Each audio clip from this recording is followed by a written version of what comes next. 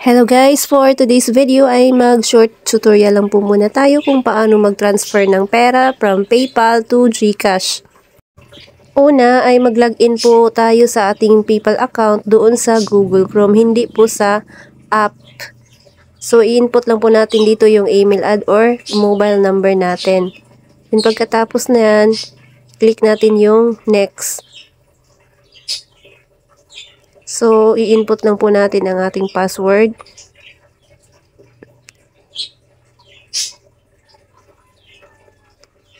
See. Meron akong PayPal balance dito na 3,152.17 pesos. So, yung isa dito ay 0.52 euro and yung ikalawa ay 56.74 USD.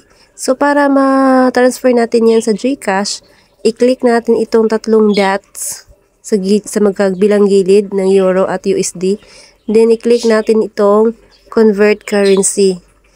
So, convert currency, ilagay natin dito, i-click natin yung peso, Philippine peso. And then, i-type lang natin dito yung amount, 0.52 euro. Then, i-click natin yung next.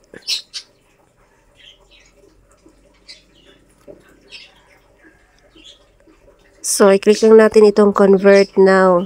Equivalent niya ay 30 peso 0.37 centavos. Then, i-click lang natin yung done.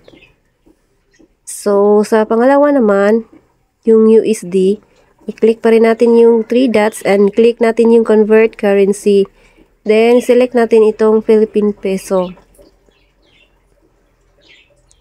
So, as usual, i-type natin yung amount, kung magkano yung amount ng i-withdraw natin, 56.74 USD. Then, i-click lang natin ang next. Double check natin guys kung tama ba yung pinatype natin. So, pagkatapos niyan, i-click lang natin itong convert now. And click done. So, na-transfer ko na lahat guys. 0-0 na siya. Na-convert ko na sa Philippine peso. So, exit muna tayo dyan at mag-login tayo sa ating GCash.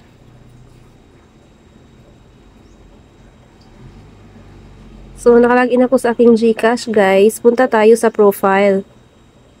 And then, i-click natin itong my link accounts. Yan. Then, i-click natin yung PayPal. Then, i-click natin yung link. So, oops, nakalink na pala yung account ko guys. At dahil nakalink na yung account ko, i-click na lang natin itong cash in. At hanapin natin dito yung PayPal. So, wait, i-search ko yung PayPal.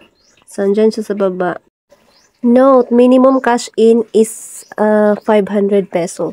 So, kapag below ng 500 yung i-cash in natin is hindi siya pwede guys. Dapat naka 500 siya and above para ma-transfer natin sa GCash. So, i-type lang natin yung amount, 3,152.17 na i-cash in natin. Then, i-click lang natin yung confirm. So, yan lang kasimple guys. And i-click lang natin yung done.